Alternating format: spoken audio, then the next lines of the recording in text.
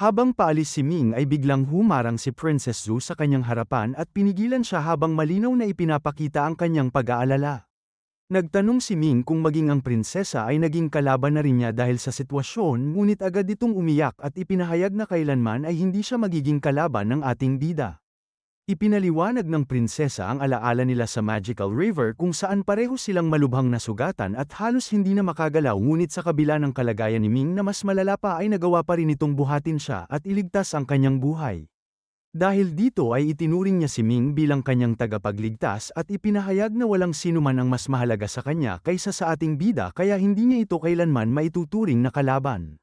Ngunit nanatiling matatag si Ming at ipinaliwanag na dahil si Prince Taishang ang kanyang kalaban ay nangangahulugan na ang buong Suzaku Dynasty ay kalaban na rin niya, at dahil kapatid ito ng prinsesa ay automatiko na ring kabilang ito sa kanyang mga kalaban.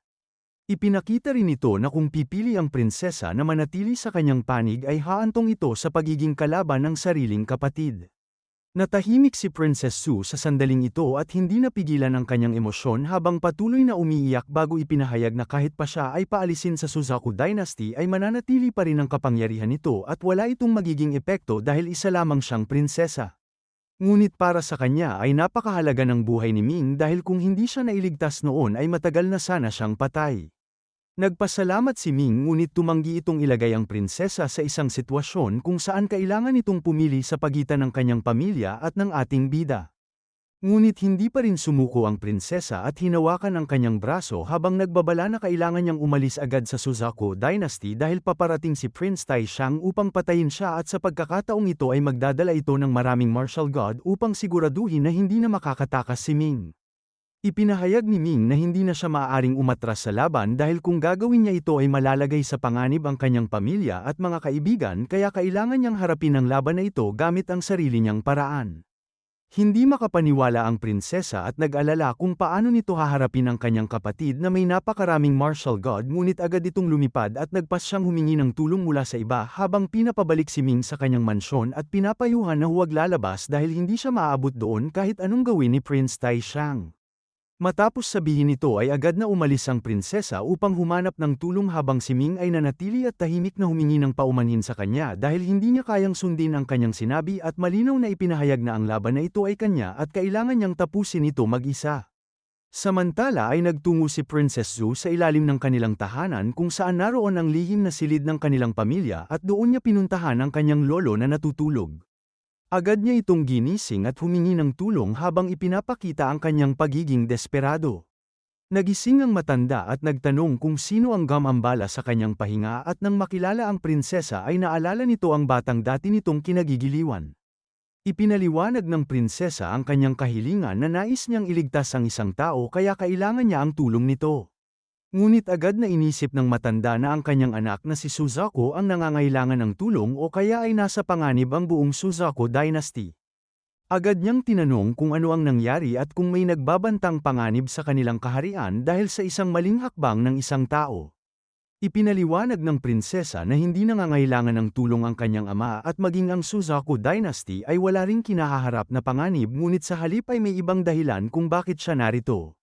Dahil dito ay lalong nagalit ang kanyang lola at ipinakita ang kanyang matinding inis habang sinasabing kung walang banta sa kanilang pamilya at kaharian ay wala itong dahilan upang gambalain ang kanyang pahinga. At hindi siya isang ordinaryong master na basta na lamang tutulong kahit paapo niya ang humihingi.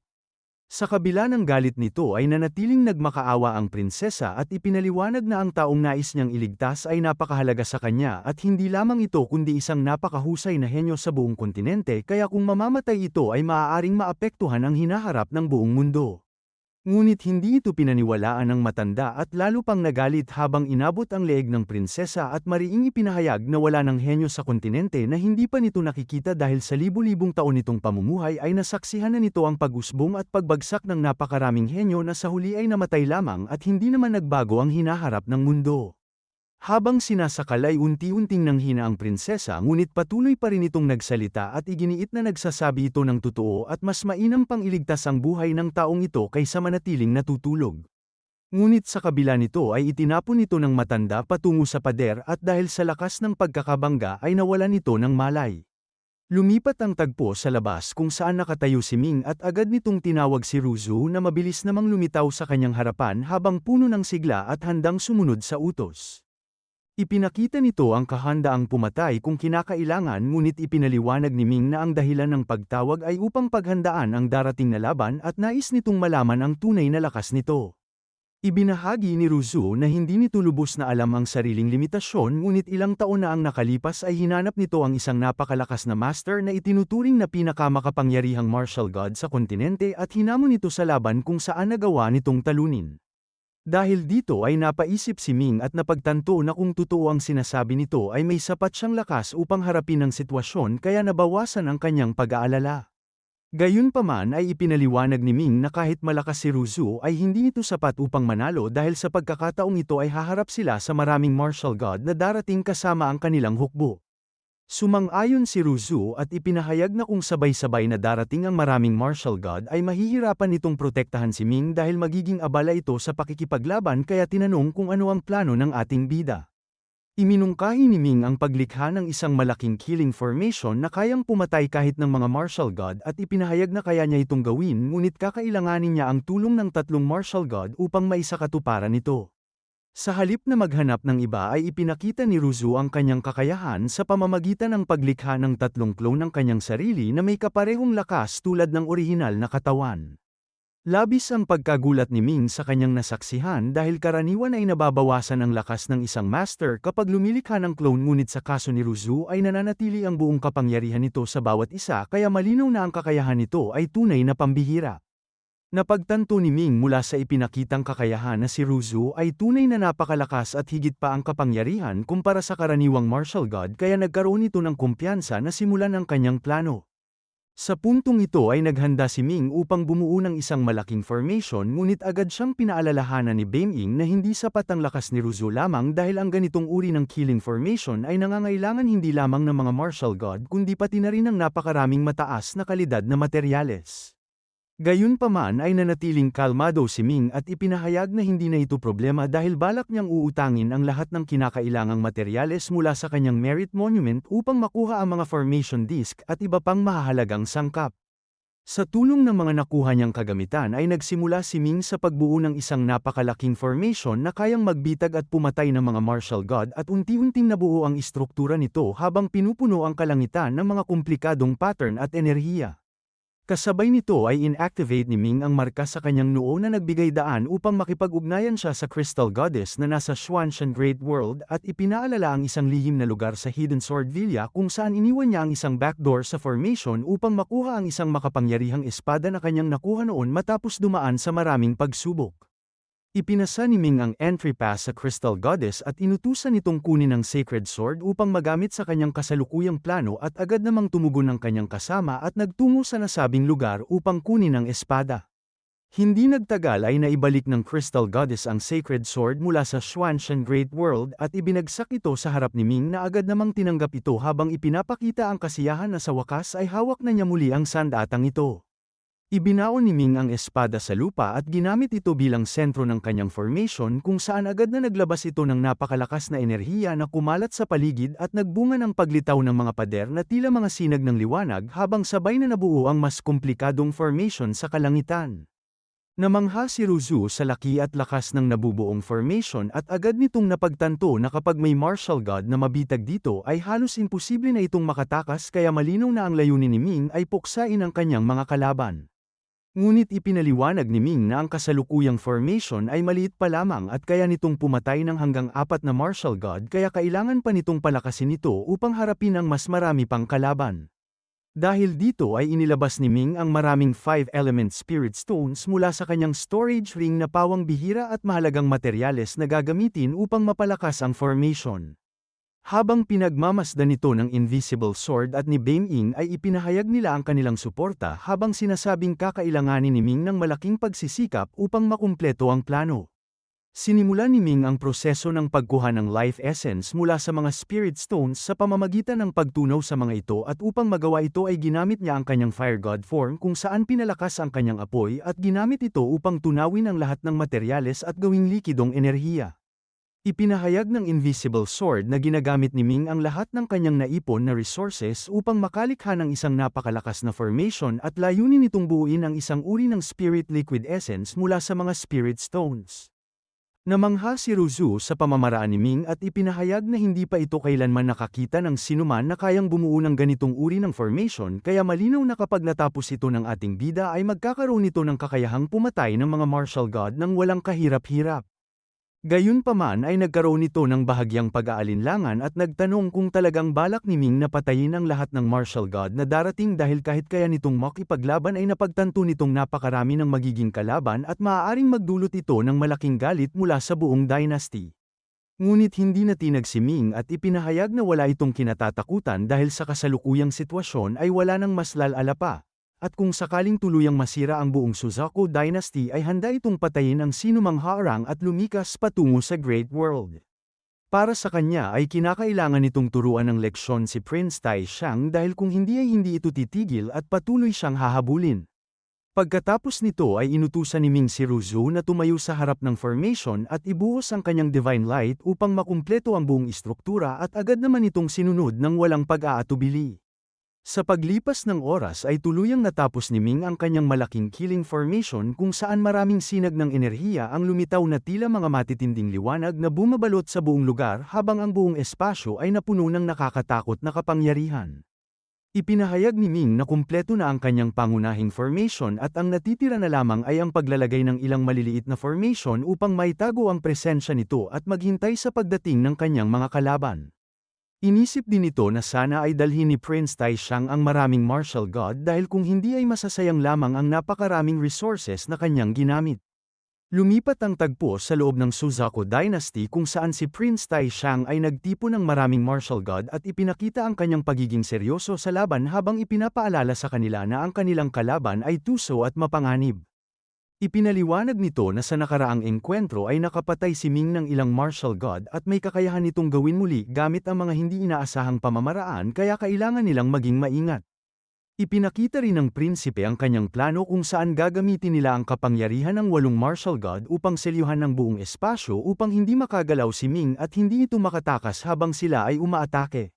Ngunit may isang martial god na nagduda at ipinahayag na tila sobra ang paghahanda laban sa isang batang nasa antas lamang ng martial guru. Ngunit agad itong pinabulaanan ni Prince Tai Xiang at ipinaliwanag na mahalagang mahuli si Ming ng buhay dahil sa mga lihim at bagay na taglay nito na maaaring maging kapaki-pakinabang sa kanya. Matapos ang paghahanda ay inilabas ng isa sa mga martial god ang isang espesyal na compass upang matunton ang kinaroroonan ni Ming at matapos itong i-activate ay natukoy nila na ang ating bida ay nasa labas ng Suzaku Dynasty sa loob ng isang espasyo na sakop ng mga martial god.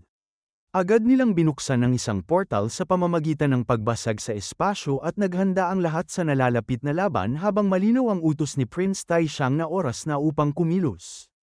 Samantala ay tahimik na naghihintay si Ming at naramdaman nito ang pagbitak ng espasyo kaya agad nitong napagtanto na dumating na ang kanyang mga kalaban kasama ang kanilang hukbo. Sa pagdating ng mga martial god ay agad nilang inutos ang pag-atake at sinunod ang plano na selyuhan ang espasyo kung saan sabay-sabay nilang ginamit ang kanilang kapangyarihan upang kontrolin ang buong paligid. Dahil dito ay naapektuhan ang lahat ng nasa loob ng espasyong ito kung saan kahit ang mga ibon sa himpapawid ay bumagsak at nawala ng kakayahang gumalaw dahil sa lakas ng pagkakaselyo at tanging ang mga martial god lamang ang may kakayahang kumilos. Sa kanilang pananaw ay hindi makakagalaw si Ming dahil sa kanyang antas ngunit nanatiling itong kalmado at hindi nagpapakita ng anumang takot sa harap ng napakaraming kalaban. Lumapit si Prince Tai Xiang at tinanong kung may nais pa bang sabihin si Ming bago ito tuluyang mamatay habang ipinapakita ang kanyang kumpiyansa na wala ng paraan upang makatakas ang ating bida. Ipinahayag din nito na tuluyan ang naiselyo ang espasyo at kahit anong gawin ni Ming ay hindi na ito makakagalaw dahil tanging ang mga martial god lamang ang maaaring kumilos sa loob ng lugar na ito. Ngunit sa kabila ng sitwasyon ay nanatiling tahimik si Ming bago inilabas si Little Qiang at ipinakita na handa pa rin itong harapin ang laban sa sarili nitong paraan.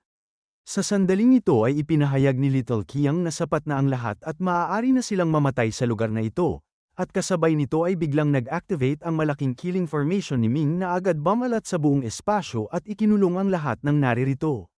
Labis ang pagkagulat ng mga martial god dahil hindi nila inaasahan ang biglaang paglitaw ng napakalaking formation at wala sa kanila ang nakakaunawa kung saan ito nanggaling dahil wala pa silang kailanman nakitang ganitong uri ng killing formation.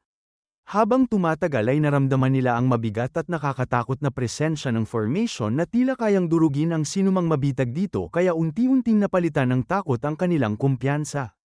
Maging si Prince Tai Xiang ay hindi nakapagtago ng kanyang pagkabigla at bagamat tinawag niyang mayabang si Ming ay napaisip din siya dahil alam niyang mahusay ang ating bida sa formation ngunit hindi niya inakala na makakagawa ito ng ganito kalaking istruktura. Hindi nag-aksaya ng oras ang pinuno ng mga martial god at agad itong sumugod kay Ming upang tapusin ito at saka na lamang nila iisipin kung paano lalabas sa formation. Ngunit sa sandaling tumama ang kanyang suntok ay natuklasan niyang isa lamang itong ilusyon at hindi ang tunay na katawan ni Ming. Muling lumitaw ang anyo ni Ming sa ibang lugar at ipinakita na isa lamang itong clone habang ipinaliwanag na hindi siya magiging hangal upang manatili sa harap ng kanilang mga pag-atake at sa halip ay naglatag siya ng libu-libong maliliit na formation kabilang ang mga phantom formation na nagpapahirap sa kanila na matukoy ang kanyang tunay na kinaroroonan. Sa kabila nito ay nagbanta ang prinsipe na papatayin niya ang kanyang mga kaibigan at pamilya kung hindi ito magpapakita ngunit hindi ito natinag si Ming at malinaw na ipinahayag na walang saysay ang pagbabanta lalo na kung ang kaharap lamang nila ay isang clone at hindi ang kanyang tunay na katawan. Sa puntong ito ay ipinakita ni Ming ang kanyang determinasyon at inihanda ang kanyang pag-atake upang turuan sila ng leksyon na hindi nila makakalimutan. Agad nitong inactivate ang kanyang makapangyarihang espada at pinakawalan ito patungo sa pinuno ng mga martial god kung saan ito ay kumilos ng napakabilis na halos hindi makita ng mata. Sinubukan ng kalaban na ipagtanggol ang sarili sa pamamagitan ng paglikha ng isang malakas na depensa ngunit walang silbi ang kanyang ginawa dahil tuluyang tumagos ang espada sa kanyang katawan. Sa isang iglap ay napunit ang katawan ng pinuno ng mga martial god at tuluyan itong namatay sa harap ng lahat na nagdulot ng matinding pagkabigla sa natitirang mga kalaban. Sa pagkamatay ng isang martial god ay nagdulot ito ng galit kay Prince Tai Xiang na agad sumigaw habang ipinapakita ang kanyang matinding pagkadismaya sa pagkawala ng isang mahalagang mandirigma. Ipinahayag nito na napakahirap sanayin at palakasin ng isang martial god kaya hindi nito matanggap na basta na lamang ito pinatay ni Ming lalo na at ito ang isa sa pinakamahalaga sa kanilang hanay. Ngunit hindi nagpatalo si Ming at ibinalik ang panlalait habang ipinapakita na alam ng prinsipe kung gaano kahalaga ang isang martial god kaya wala itong dahilan upang dalhin ng napakarami sa isang lugar na tiyak na haantong sa kanilang kamatayan. Kasabay nito ay muling nagbanta si Ming at ipinahayag na kung hindi nito ibabalik ang kanyang mga magulang ay hindi siya magdadalawang isip na patayin ang lahat ng natitirang martial god na kasama nito. Ipinahayag ni Prince Tai Xiang na dahil sa formation ni Ming ay naiselyo ang espasyo kaya wala itong paraan upang makatakas at ipinakita rin na ang mga magulang ni Ming ay nasa Great World of Taya at nasa ilalim ng kanyang kontrol. Ngunit hindi naniwala si Ming at ipinakita ang kanyang pagdududa habang iginiit na hindi siya malilinlang ng ganoong mga salita at sa halip ay hiniling na direktang makipag-ugnayan sa taong may hawak sa kanyang mga magulang upang makasiguro sa kanilang kalagayan. Nagbigay din ito ng babala na kung susubukan siyang linlangin ay hindi siya magdadalawang isip na pumunta sa Great World of Taya kung saan naruroon ang tunay na katawan ni Prince Tai Xiang upang harapin ito ng harapan at wasakin ang tunay na katawan nito.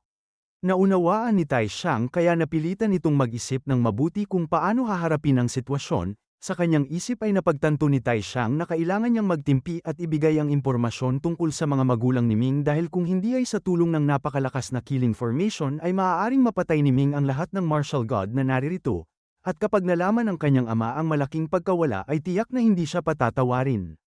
Agad nitong inilabas ang isang transmission badge at ibinigay kay Ming upang magamit ito sa pakikipag-ugnayan sa kanyang mga tauhan sa Great World of Taya kung saan niya itinago ang mga magulang ni Ming. Tinanggap ni Ming ang transmission badge at agad na inutusan si Beiming na baguhin ang kanyang anyo at maging ang kanyang boses upang magmukha siyang si Prince Tai Xiang sa paningin ng kausap niya. Sa tulong ng kapangyarihan ni Beiming ay nagbago ang itsura at boses ni Ming kaya nang magsalita ito ay walang dudang iisipin ng sino man na siya ang tunay na prinsipe.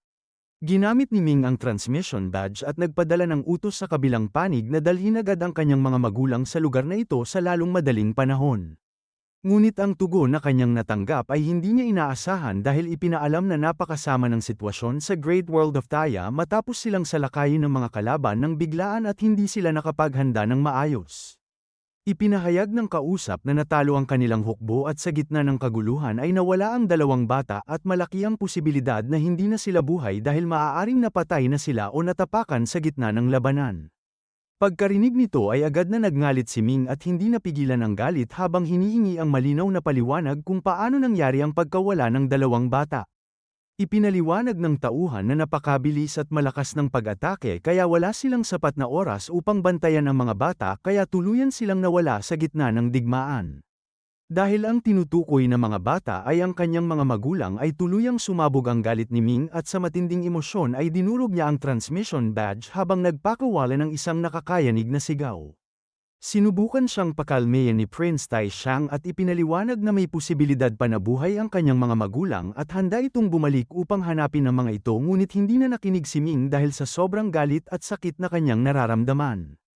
Sa paglabas ng kanyang galit ay lalo pang lumakas ang killing formation na kanyang kinokontrol at ang enerhiya nito ay naging mas mabagsik habang ang mga sinag ng kapangyarihan ay sunod-sunod na tumama sa mga martial god na nasa paligid.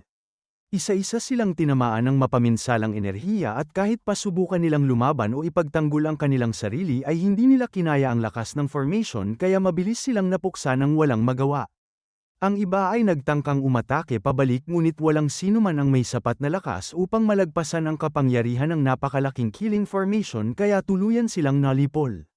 Sa huli ay walang natirang buhay sa mga martial god maliban kay Prince Taishang na ang clone ay halos wasak na at nawalan pa ng mga kamay dahil sa tindi ng pinsala. Sa kabila ng kanyang kalagayan ay nagbanta pa rin ito kay Ming at ipinahayag ang kanyang galit sa pagkawala ng napakaraming martial god at nagbabadya ng paghihiganti sa hinaharap. Mariing sumagot si Ming at ipinaalala na kung naririto ang tunay nitong katawan ay hindi siya magdadalawang isip na patayin ito at binalaan na darating ang araw na haharapin niya ang tunay na Taishang upang tuluyang tapusin ang laban. Pagkatapos nito ay tuluyan niyang winasak ang natitirang clone at iniwan ang lugar na wasak dahil sa pinsalang dulot ng kanyang killing formation na nagpabiyak sa lupa at nag-iwan ng bakas ng matinding labanan. Napagtanto ni Ming na hindi niya napatay ang tunay na kaluluwa ng kanyang kalaban gamit ang soul-killing talisman dahil nasa ibang mundo ito ngunit kung naririto lamang ito sa parehong lugar ay matagal na niya itong napatay kasama ang kanyang clone. Tinanong ni Little Qiang kung ano na ang susunod nilang hakbang dahil sa dami ng kanilang napatay na martial god ay hindi naligtas na manatili pa sa lugar na ito lalo na kung bumalik ang Emperor. Ngunit bago tuluyang umalis ay ipinahayag ni Ming na kailangan muna niyang puntahan ng isang tao upang tiyakin na ito ay ligtas bago sila umalis sa lugar na ito. Lumipat ang tagpo sa mansyon ng prinsesa kung saan ipinakita ang kalagayan ni Princess Zhu matapos ang nangyari kung saan siya ay inatake ng kanyang lola nang humingi siya ng tulong upang mailigtas si Ming. Sa loob ng kanyang silid ay makikitang malubha ang kanyang kalagayan habang nakahiga sa kama at inaalagaan ng isang maid na tahimik na nagbabantay sa kanyang tabi. Biglang dumating si Ming at lumapit upang alamin ang nangyari at agad na tinanong ang maid tungkol sa kalagayan ng prinsesa. Sa takot ay ipinaliwanag ng maid na lumala ang kondisyon ng prinsesa matapos siyang atakihin ng kanyang lola at hanggang ngayon ay hindi pa ito nagigising kahit pa may bahagyang paggalaw ang kanyang katawan. Agad na lumapit si Ming at maingat na naglabas ng kanyang enerhiya upang ipasok ito sa katawan ng prinsesa at tulungan siyang makabawi mula sa pinsalang tinamo nito. Matapos suriin ang kanyang kalagayan ay ipinaliwanag ni Ming na hindi naman kritikal ang sitwasyon at nawalan lamang siya ng malay dahil sa malakas na atake ng isang master kaya sa tulong ng enerhiyang kanyang ibinigay ay mabilis din itong makaka-recover. Inutusan ni Ming ang maid na huwag mag-alala at iparating sa prinsesa na dumaan siya upang magpaalam sakaling magising ito. Habang siya ay papalayo ay biglang gumalaw ang prinsesa at hinawakan ang kanyang kamay upang pigilan siyang umalis. Sa mahinang kalagayan ay tinanong ng prinsesa si Ming kung siya ba ay ayos lamang matapos ang nangyaring laban. Tiniyak ni Ming na wala siyang anumang pinsala at ipinaliwanag na sinalakay siya ng kapatid ng prinsesa kasama ang maraming martial god ngunit natalo niya ang mga ito at nag-iwan ng matinding marka sa kanyang kalaban. Sa kabila ng kanyang kahinaan ay nagtanong ang prinsesa kung aalis na ba si Ming at kung iiwan na lamang siya nito ng ganoon kadali. Ipinaliwanag ni Ming na kinakailangan niyang umalis dahil hindi naligtas para sa kanya na manatili pa dito at umaasa siyang magkikita pa silang muli sa hinaharap. Pagkatapos sabihin yun ay tuluyan siyang naglaho at iniwan ang prinsesa na nakahiga habang tahimik na tinatanggap ang kanyang pag-alis at ninanais na sana ay mas tumagal pa ang kanilang pagsasama.